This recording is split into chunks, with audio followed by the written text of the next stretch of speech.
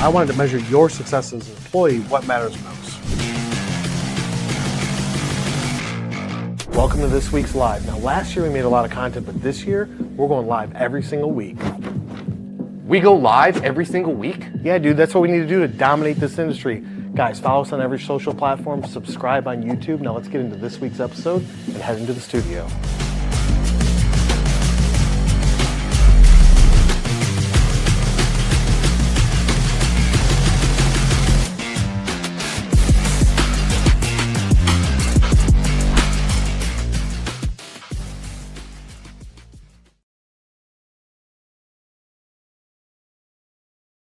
What's up, guys? I'm Kyle Mylan. It's Tuesday, so you know what that means. It's time to make some content. We got a green theme going on here. I feel like this is Teenage Mutant Ninja Turtles.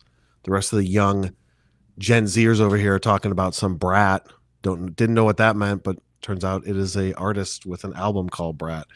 Anyways, Laura wanted to make this topic about marketing news, but as usual, I'm going to do whatever I want, and we're going to completely change it to something that I want to talk about more. For those of you that are new to this content, head over to YouTube, type my name in, subscribe to the channel. We've got over 2,000 videos talking about sales, marketing, everything in between, and how to get you guys leveled up with what you're doing. Whether you're doing this on your own, working with an agency, or starting your own company, you need marketing. That's what drives revenue. And today, we're going to talk about setting those goals and measuring that performance to then make adjustments.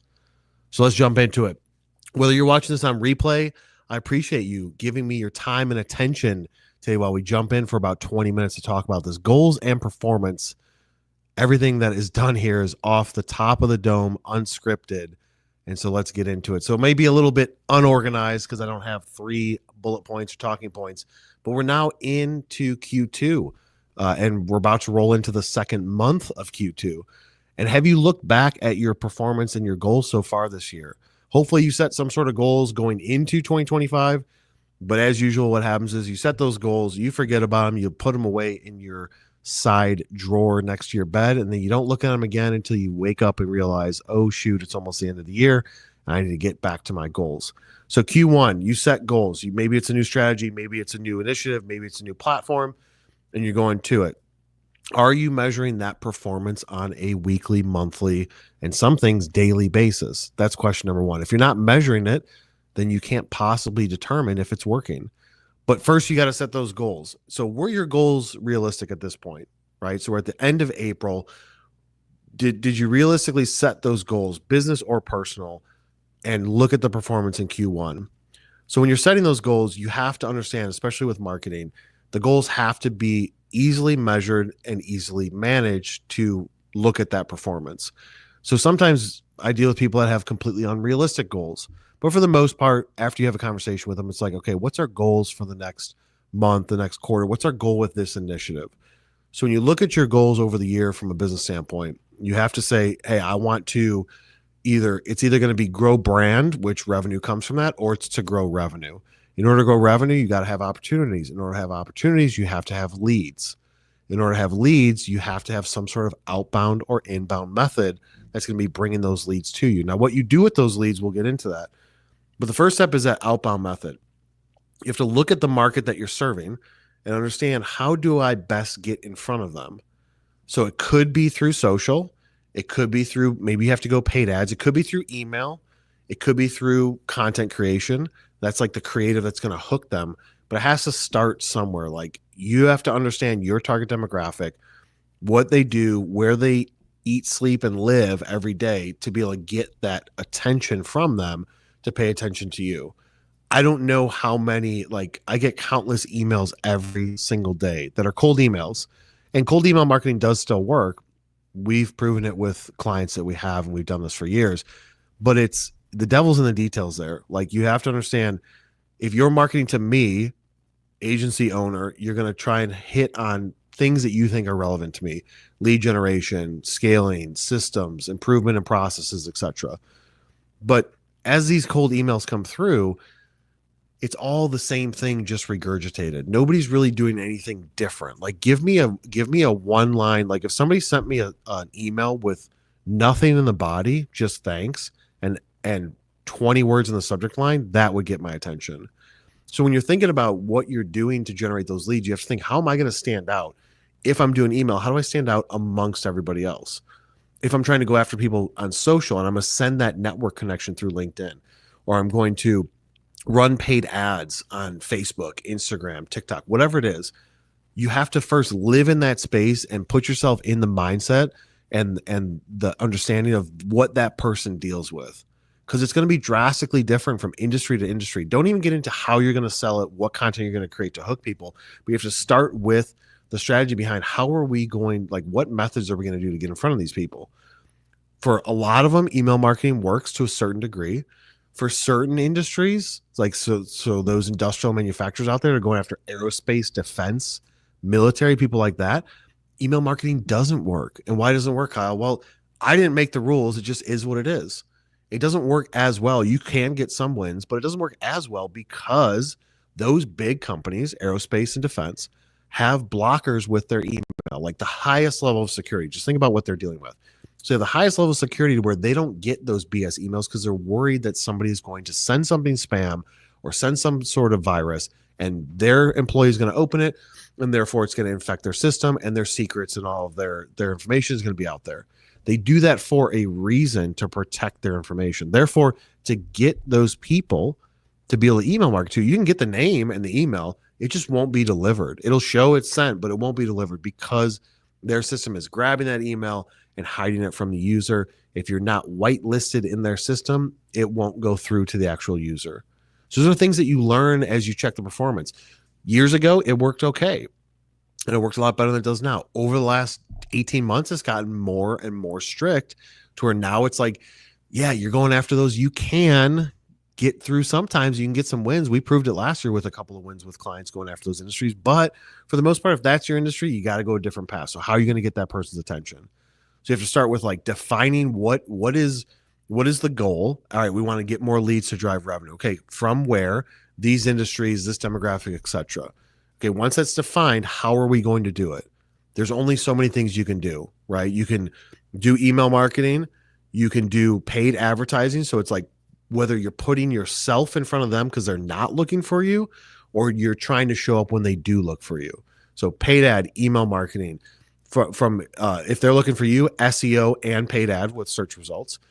You can go to trade shows, you can do postal, you can do billboards, you can do so many different things. Social ads, social organic, social network building with an individual level on LinkedIn. There's so many different things that you can do, but you have to clearly define what path are we going down. So once you have that set, then from there now comes to the creative side, which is so subjective, right? My Laura here, our creative manager, can create something. I say it sucks, client likes it, it performs good. Shelby can create something and I think it's amazing. Client looks at it and it sucks. Trinity can create a graphic and is like, this thing slaps. This is their language, not mine. This thing slaps. Therefore, we should post it. And I'm like, yeah, I think it slaps too, Trinity. And then we post it and guess what? It tanks. It doesn't perform because it's subjective. What you think is good, what I think is good, does not matter. It's what the market thinks is good. They're going to respond and react to it. So first start with the goal, then start with the method that you're going to attack this goal, then go into the creative, and then it's just micro adjustments from there. So looking back at quarter one, is it where you thought that it would be? Did you not start those things? Did you sit and dwell and wait? Because there's no better time to take action than now on something, right? Like just do it now. That's a phrase that a lot of people talk about. Whenever you feel procrastination, you're like, I'm just going to do it now. So if you've been waiting to do something, just do it. If you thought of it and then you said, this is a good path for me to go down, I'm going to do it. Now it's time to look at that performance. So we're looking at performance. We have to look at the measurables behind it. Did we set things up correctly to be able to measure it? It's like this ad isn't performing. Okay. Is it the creative that's bad? Is it the execution of it that's bad? Is it the platform, the audience? There's so many variables and you just have to be able to take these out and be like, okay, how do I minimize the variables? It's like a science experiment in 5th grade. And just go back to what things can I control, what things can't I control, and how am I going to adjust this and test it to then impact the performance. And you have to test, what did that adjustment do, right? Nobody's perfect. Nobody's going to be like, this is a strategy. It's going to work. I'm not going to make any adjustments. It's just going to go off from the beginning. That never will happen. It does not matter how much experience you have, how many tools you have, how much research you've done. You have to wait and see how the market responds. Once the market responds to it, good, bad, or indifferent, then you make adjustments. And you have to make sure that you're swapping out things to make it more relevant and fresh. You can't just keep on doing the same thing, sending the same email, creating the same graphics, doing the same ad type without doing testing to show different options and then looking at those tests and then do more tests from there. That's the only way to see. Like if you imagine a bell curve, everything runs on a bell curve, right? So as you go up, you want to get to the top of that bell curve without falling off. Because once you fall off, you're spending money or time. If it's just you doing it, you're spending more time and the results are not there. So you want to get to the top of that bell curve. In order to do that, you have to test, adjust, and then reach that threshold to where it's starting to have diminished returns, and then take a little bit of a step back. But in order to get there, you have to be willing to try things. Some things take longer than others. Sometimes you have to have that slower ramp up period. I'm impatient personally. I hate waiting for things. I just want to go, go, go. But I've learned over the last 40 years that you have to have some level of patience depending on what it is that you're trying to do. So looking back on it, where do you feel like you guys are? When you're coming into Q1, you probably had a lot of energy and you're like, I'm going to do this. We're going to do this. We're going to get here with the goals. Maybe you mapped it out with milestones and you said, hey, Q2, Q3, Q4, this is where I want to be. Have you sat back and audited where are you actually at? And then really audited what got you there or didn't get you there. Did you think that something was going to perform better than it did and it's just not working out and you have to make an adjustment? Did you not put in enough effort? But you have to be honest with yourself and analyze that and say, like, what things, maybe something new has happened. I mean, look at the last month when we did the marketing news. Google updated their algorithm, the core update, which they do a handful of times a year, in the middle of March. It's still having effects to it. People are still recouping from it, but they did a core update. Did you make an adjustment to your strategy based on what the market or the systems did? Maybe something new came out in the last 2 weeks, 2 months from when you originally set your strategy. Are you open to those ideas? Are you open to using new tools and systems? That's something that I'm doing here frequently, is that I'm looking at how can we make this better? And is it a system? Is it a process? Is it a person? Like, what do we need to make this the best? Our streaming software, Laura and I were just talking about today. This streaming software we've used for, I think now probably 4 years, right? 4 years we've been using StreamYard. It's a great system, but there's a better one out there. Moderately the same price, so there's not a financial impact. Gives us better control and things that we can do in the back end that we learned by using this system for the past 4 years. And it doesn't take a lot here because we're not a massive company to just say, you know what, we're doing this one moving forward because it makes sense. Like we can make those adjustments on the fly. No different than what we just did with our brand, right? Rebranding, doing new things, building a new site, new pages, case studies, showing off the work that we've done for the last 10 years. It's all about making those changes and adapting and just going into it instead of sitting and planning. Because if you sit and wait, then nothing's going to happen, right? Because time continues moving. And if you're stagnant, then you're behind the times. So you have to look at everything you're doing from a marketing standpoint, sales, process changes, internally, planning, etc. Make those adjustments along the way based on either the performance that you've been doing, the effort that you put into it, or the results of what you're getting. Because you can go down the path and say, I know that this is going to work. This is what I want to do. The performance is there. Like you put in everything you got, but the results are lacking. It's not like, oh my God, this failed. It's like, we just need an adjustment here. Let's test something different. Let's make an adjustment. The data doesn't lie. It's the only thing that's objective in the world, unless the person entering the information is lying. But you just look at it and say, like, am I where I need to be? Now, when it comes to that strategy, how you handle it in the first half of the year is going to differentiate how you handle it in the second half of the year.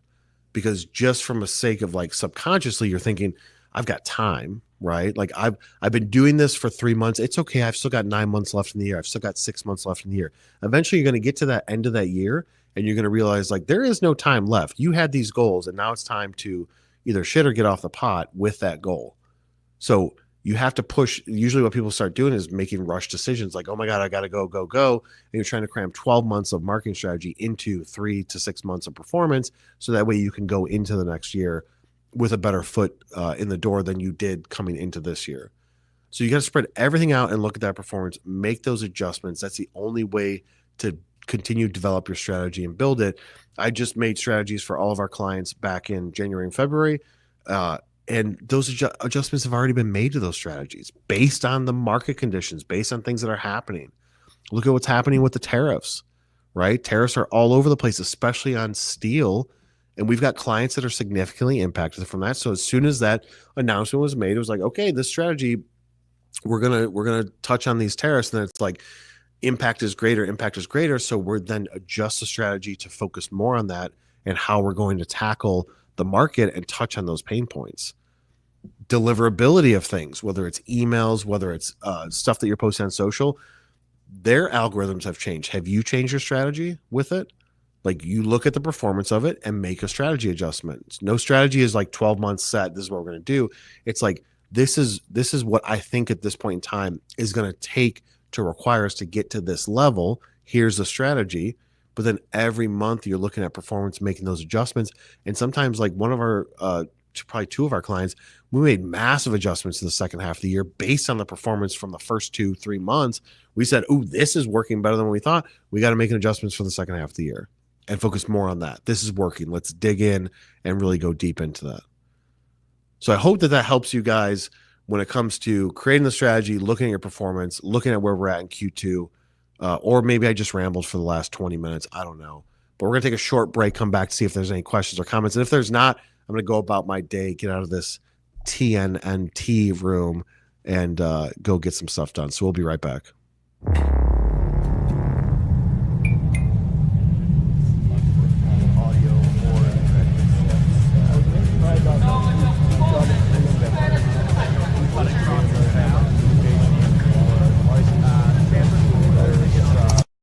MFG Tribe isn't just for industrial anymore. We're bringing our team to help businesses of all kinds. Are you looking to grow your brand?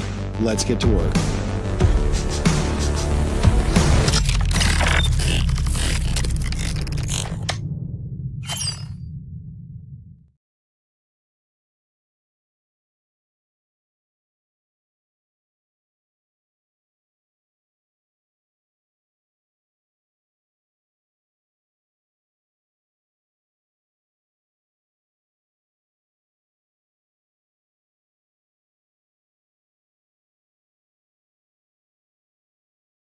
All right, guys, we're back with that short break. We're going to jump into, Laura says we got 2 comments. We're going to answer those comments, respond to them, and then we'll get on about our day. What are they, Laura? Laura's got no mic, so I'm going to have to shout it. We got Bailey Midkiff, Lord Bailey Midkiff, listening from #Wyoming. Lord Bailey, listening to Wyoming. What is up, brother? Never been to Wyoming. It's one of probably 6 states that I've never visited because I've never had a reason to go there. But maybe we can make a reason, dude. Zach Russell says, do you think there's a difference in posting on YouTube Shorts versus TikTok to drive awareness/sales? Yeah, so totally different audience, YouTube Shorts versus TikTok. And I feel like the creative is very similar. So like having vertical format, short form, very much similar, maybe a little bit shorter on TikTok just because of the attention span. But you got to look at the audience you're going after. Like, is your audience, the first thing I would question is your target demographic on TikTok? And if they are on TikTok, what are they doing? Like, what do you think that they're engaging with?